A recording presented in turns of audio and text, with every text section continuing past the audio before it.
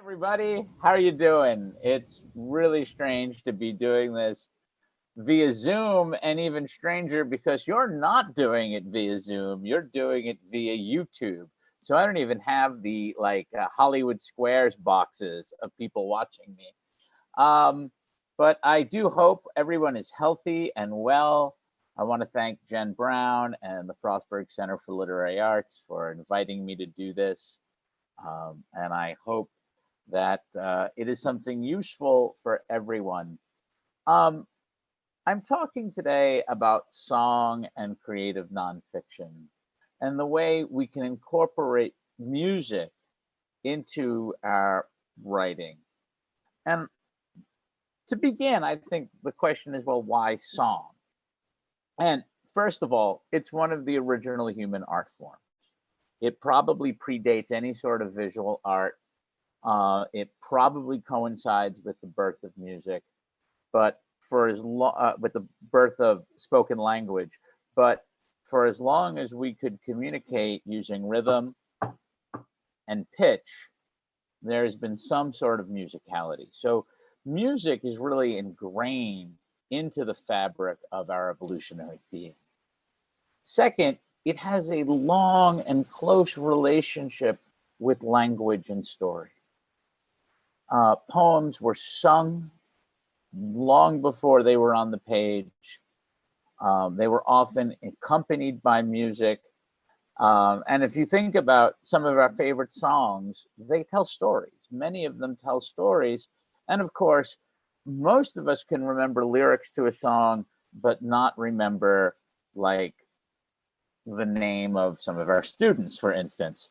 Um, Thirdly, at least for writers through Generation Z, music has had a huge impact on our formative years, which is to say that psychologists suggest that person's musical tastes get cemented between the ages of 13 and 15.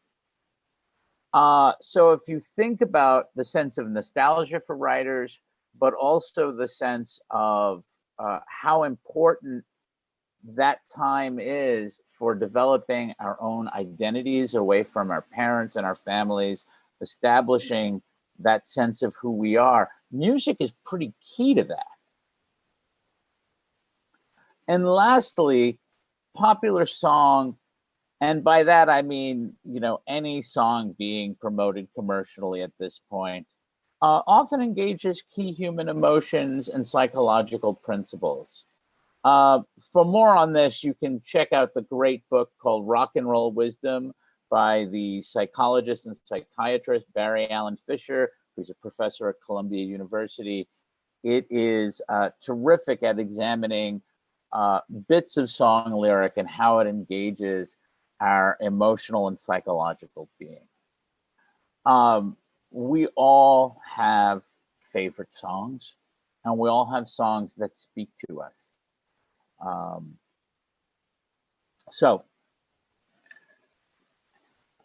normally here I would ask for questions, but I don't have that real-time feedback. I believe Jennifer is curating questions. So if you have anything, please type them, and I'm sure she'll give me some sort of hand gesture so that I know when I pause to take a question.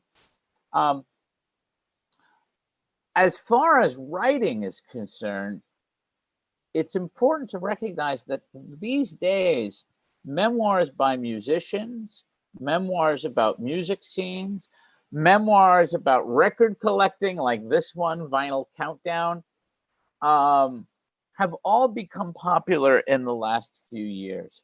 And the writings of music critics like Grail Marcus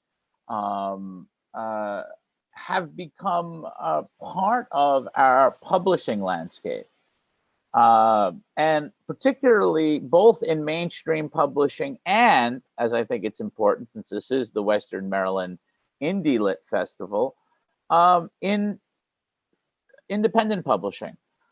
PM Press, who was a longtime player at the Western Maryland Indie Lit Fest, publishes books about music and popular culture significantly. And there have been numerous books by City Lit Press and Caderas Press, among others, who have appeared regularly at the Indie Lit Fest, working with music. But we don't have to be a musician to write about music. You don't even have to use original language to describe it. The fact is,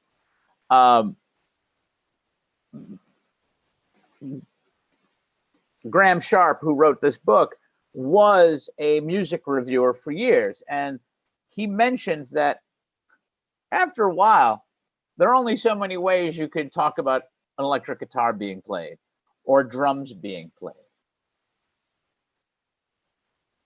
It is impossible to have to be fresh with our descriptions. It is more important when talking about music to have our descriptions be personal. That what we are looking for in creative nonfiction is that way to talk about the music as we need to in the language that is particularly ours. We are not writing objective reviews in creative nonfiction, but personal reflection.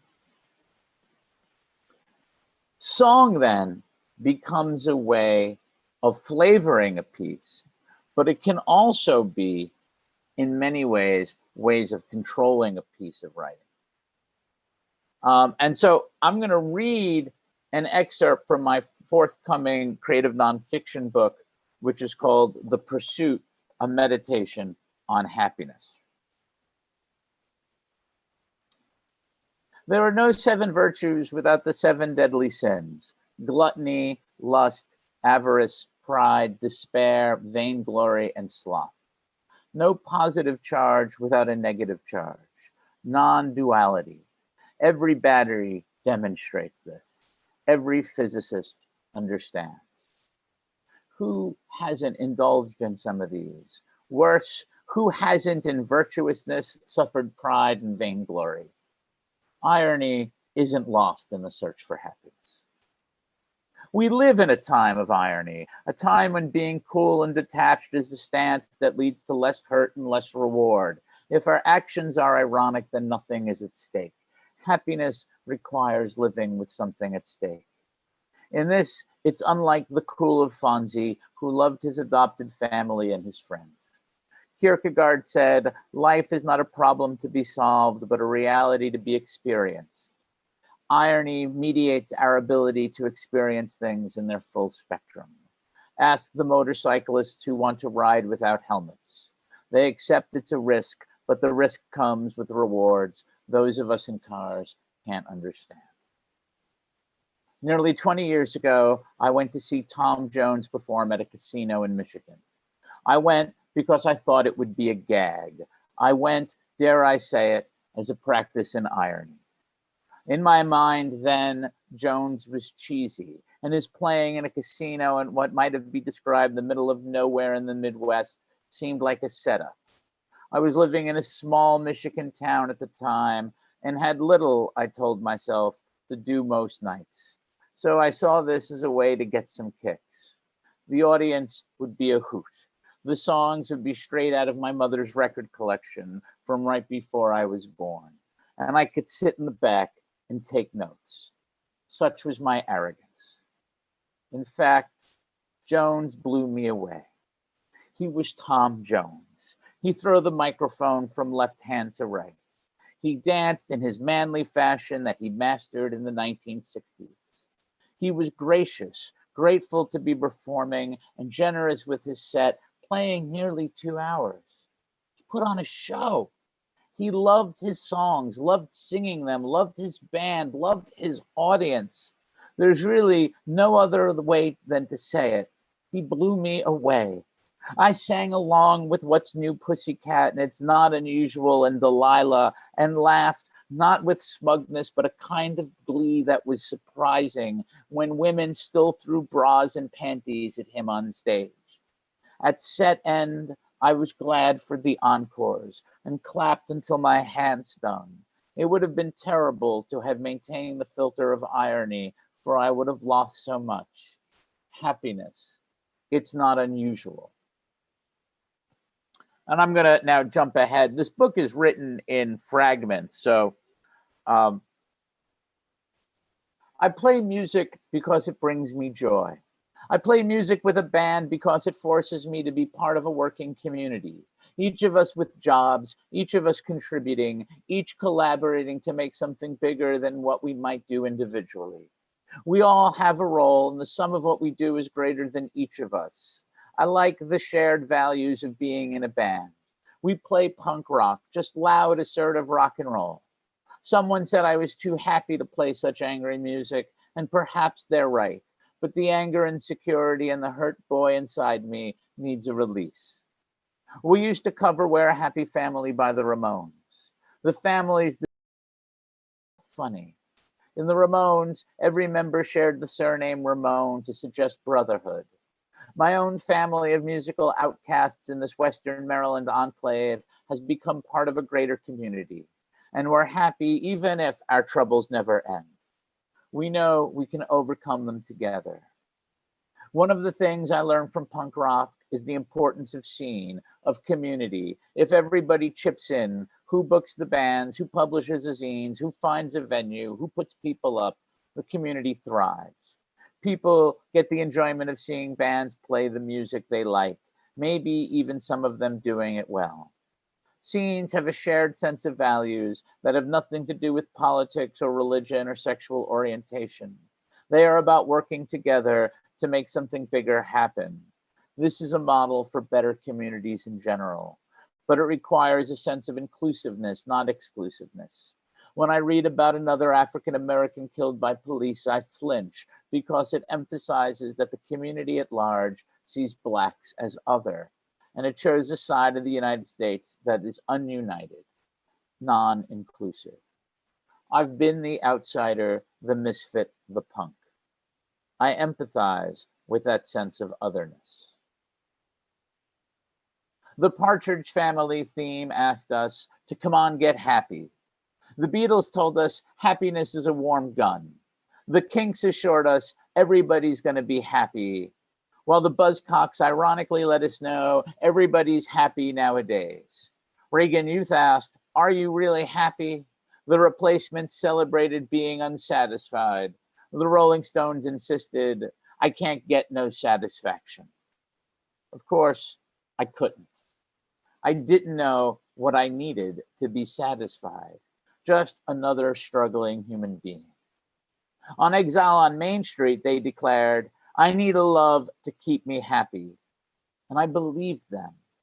Unfortunately, I wasn't an attentive reader at that age because the key phrase there is keep me, which implies that Mick Jagger is already happy. But even that philosophy of needing a lover to keep me happy is a lot of pressure on many of the relationships I've had. My happiness was dependent on them. For whatever good it does, I apologize to all my exes who couldn't live up to that monumental task.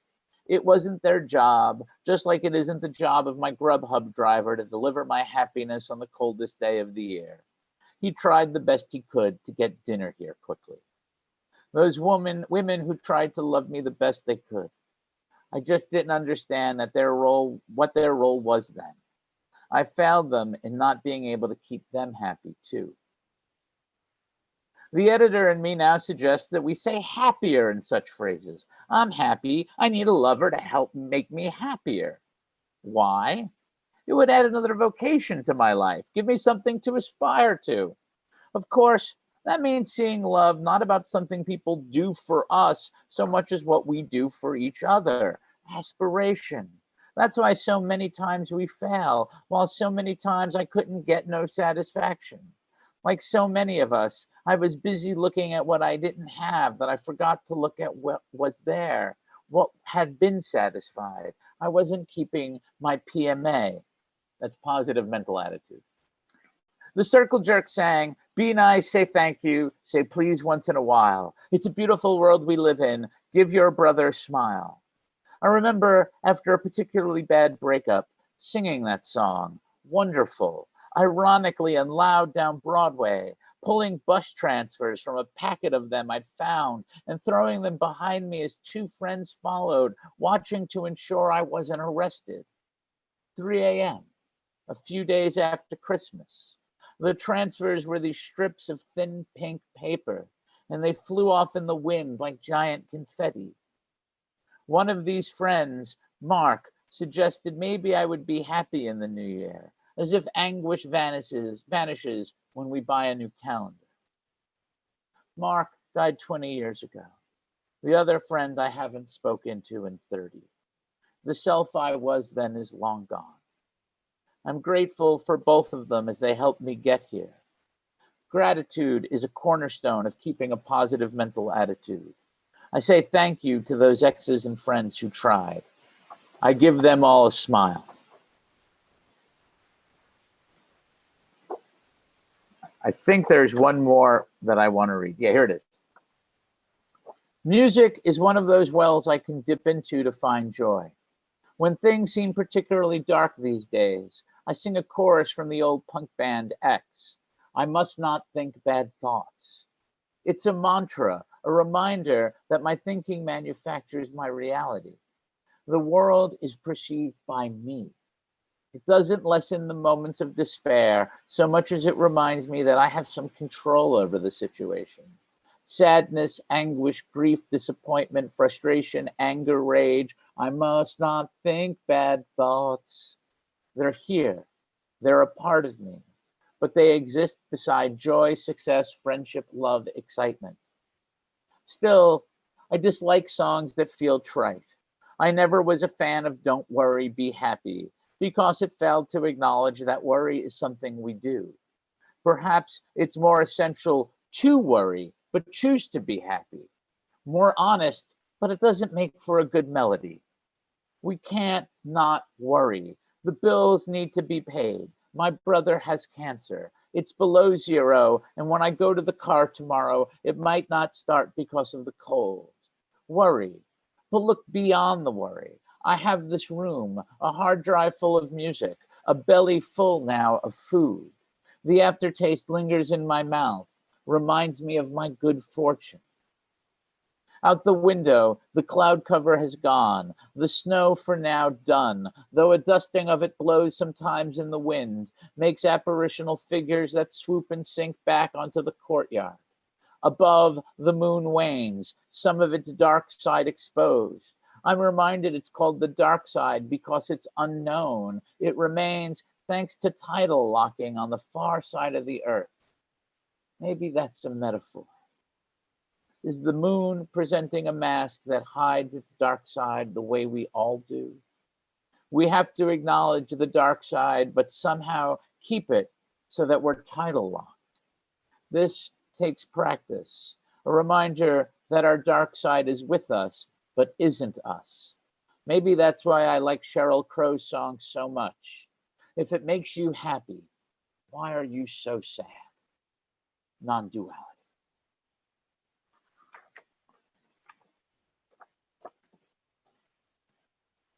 So what I've done is I've tried to show a way that song plays a part in how I think about happiness, how I think about life.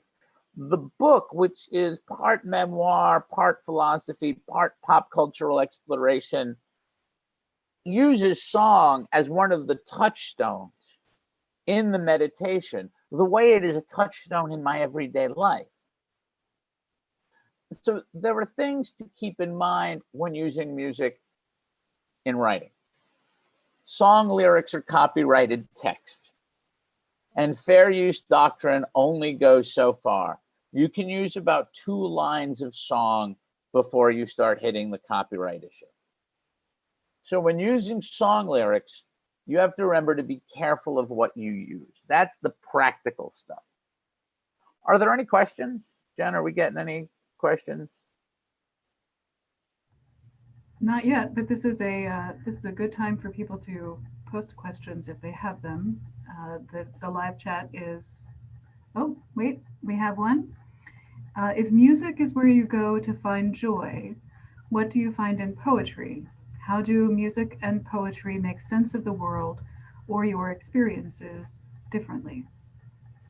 I go to poetry to find joy too, and perhaps a little deeper. John Stuart Mill says that there are two types of pleasures: higher pleasures and lower pleasures. I think in general, poetry begs for a kind of attentiveness that song doesn't. Um, so, I'll put a record on the turntable and turn it loud and do the dishes or vacuum. I turn it louder before I vacuum, obviously. Um, I can do other things. That music is a place where I'm getting joy that does not necessarily require all my attention. It's why I can listen to music while I drive. But if I try, and I did this once many years ago, I got a cassette tape of Galway Canal reading, and I put it on while I was driving, and I did not drive well. Because the kind of attentiveness poetry requires is different. And it's different in the way of looking at art in a museum is different than looking through images in a magazine. Certain things just call for more attention. So there are different types of pleasure and different types of joy. I do think both poetry and music give me a reminder of things. We are stuck with our points of view. And I think social media has made this worse. But we are stuck with our points of view. And what I love about music, about poetry, about fiction writing, about essays in the Sun magazine is that they remind me that my point of view is not my own. It's one of the pleasures I get from friends too, obviously. But I think that we can get trapped in the self. More, we can get trapped in the self as that thing that has a public image. People have guilty pleasure songs. And actually one of my assignments is actually to write about it. Write about the guilty pleasure song. Because it's something we often don't want to admit to. And so I think that it allows for certain ways to get out of our own way, both music and poetry and fiction, of course. I think all art does that in some way. So what I'm going to do now is I'm actually going to give some writing prompts because one, I'm a writing teacher in the end, and I love to give people homework. In fact, that's what my students tell me, that I love to give them homework. I don't know why they think that, because that just means I love to give myself homework of grading. But anyway, so there are 4 or 5 prompts beyond the write your guilty pleasure song as a way to engage your guilty pleasures. The first is autobiography and song. And this is to write an essay that is a sort of 8 to 10 short chapters, which is to, and you title each short chapter the title of a different song. And the idea is to use the titles of the song to engage key moments in your life. You can describe childhood, a relationship, a job, etc., using the songs to act as subheadings and in some way color the experience. And what I love about this is that you can probably do multiple essays and never have the same songs because you might focus on different experiences. Speaking of experiences, the second assignment is the soundtrack to an experience. Similar to the last one, but more in depth. Write an essay in which music/song or songs provides the soundtrack to an experience you had. I mean, we know this. We watch movies all the time, and they have soundtracks. They control the pacing, the energy, the mood, the spirit. My partner Mercedes loves the show Supernatural, and Supernatural has more classic rock songs in it per hour episode than the Alice Cooper hour on local radio station. But they do. I mean, and the songs often engage the storyline in some way. Third one, what I learned. One of the things song can do is teach us about life or punctuate our life lessons. You know, that first great breakup gets you to pick that great breakup song that you never understood, and now suddenly it's there, right? For me as a child, after my father left when I was between 3 and 4, the song I loved in my childhood was Cats in the Cradle. And it taught me so much about the experience of what I imagined my father's experience was, but also sort of allowed me in some way to get my comeuppance, to say, no, I don't have time for you now. 4, a musical memory. And this is the obvious one. For many of us, music has played a key role in some of our memories. Write about a key memory. First concert, first dance, first album, failed music lessons when you were a kid. First song you fell in love with. First playlist you made for somebody, or better yet, someone made for you. There are so many musical memories in our lives. First band concert performance, when you had to wear that strange polyester uniform you didn't want to wear. But musical memories are so key for a huge demographic. 5th one, my favorite song in year blank. It could be an actual calendar year or an age or a year in school.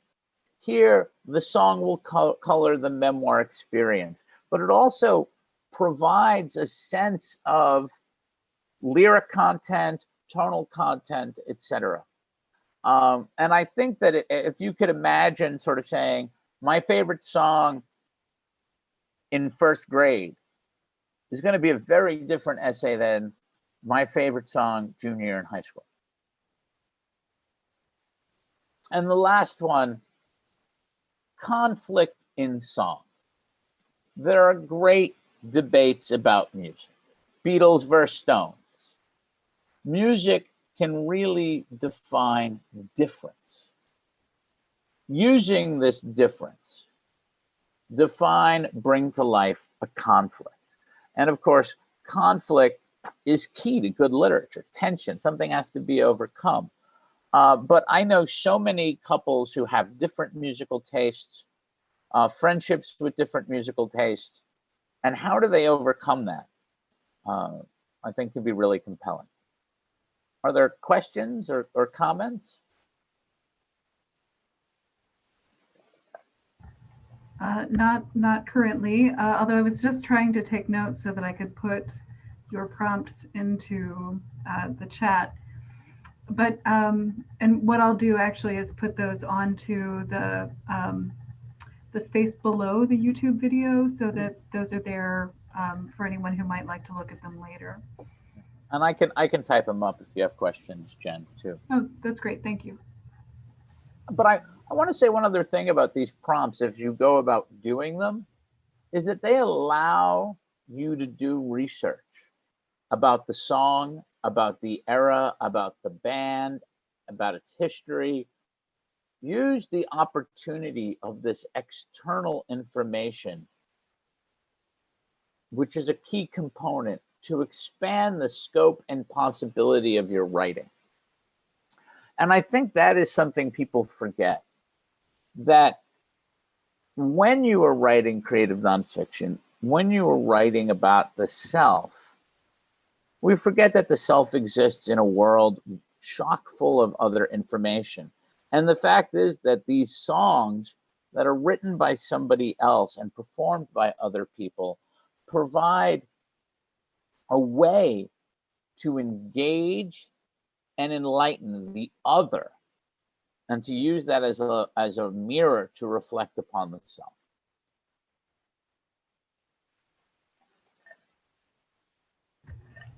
We have another question for you, Gerry. Do you ever write poetry while listening to music? How does the music impact the poetry, if so? I do. I listen to music. I listen to it even more when I write fiction, because I find that when I'm writing fiction, that fast rhythm of certain bands can get me typing faster.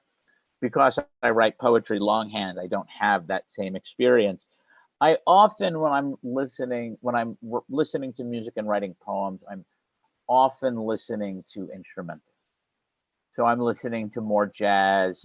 I'm listening to more ska or more surf music, because I don't want other language in my way. And so when I think of my work as a poet, that's true. Now, I should say I've written a lot of poems about songs. And so if I think about a poem uh, from Vanishing Horizon called Morningtown Morning, which echoes The Clash, and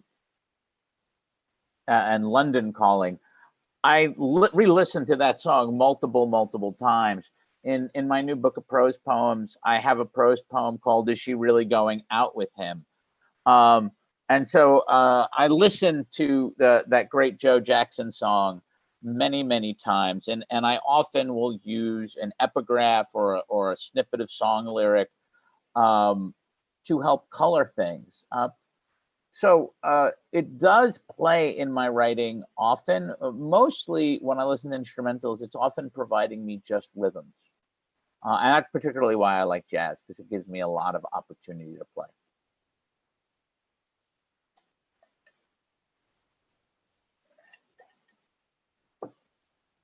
Other thoughts or questions or comments?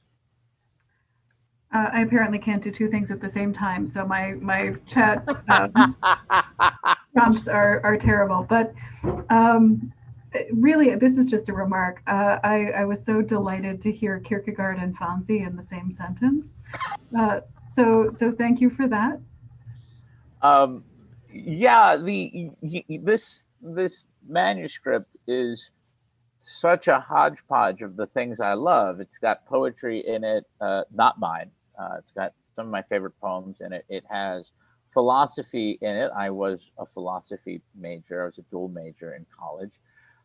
It's got Buddhism in it. It's got a ton of pop culture. Fonzie is not the only. Fonzie and the Partridge Family are both theirs.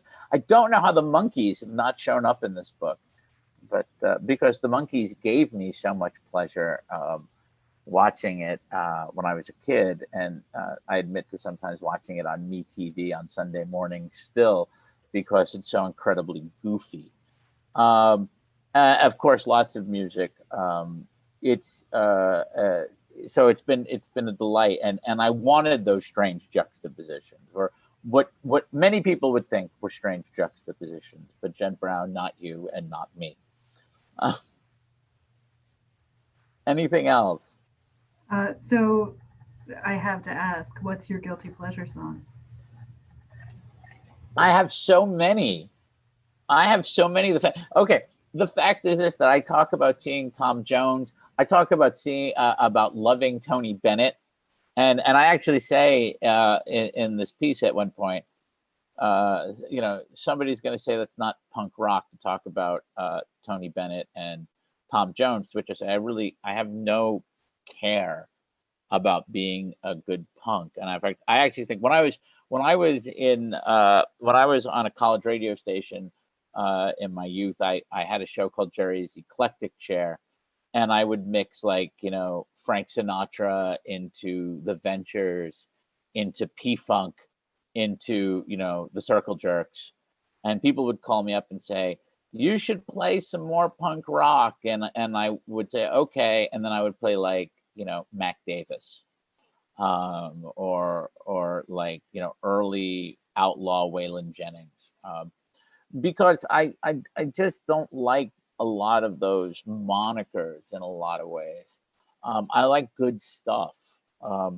So guilty pleasure song. I admit to owning Chic's Le Freak album. I think Freak Out is such a great song, and it's a great song to put on when you're feeling gloomy. I own all the first three Village People records, and they do get airplay. You know, really, you know, there's not anything I'm too ashamed of. So you know, my guilty pleasure songs are legion. Um, Other questions or thoughts? We have a very quiet chat. That's because I have no audience.